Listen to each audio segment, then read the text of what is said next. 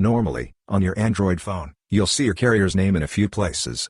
For example, on the lock screen, you can see the carrier's name. It's displayed right there.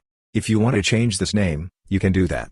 In this video, we'll explain how to edit the carrier name on your Android phone. To do this, open Settings. When you open Settings, you'll see an option called Display.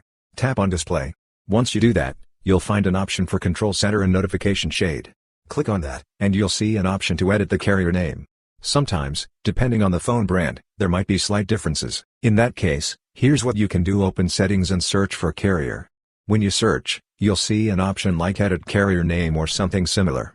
Just tap on it, and you'll get the option to edit the name. You can type whatever name you want, or even enter your phone number. For example, I'm typing a new name here. After that, go back. Now, if you check, you'll see the name has changed. For instance, on the lock screen, you'll notice the updated name. That's how you can easily change the carrier name on Android phones. Hope this video was helpful. If you found it useful, consider subscribing. See you in the next video.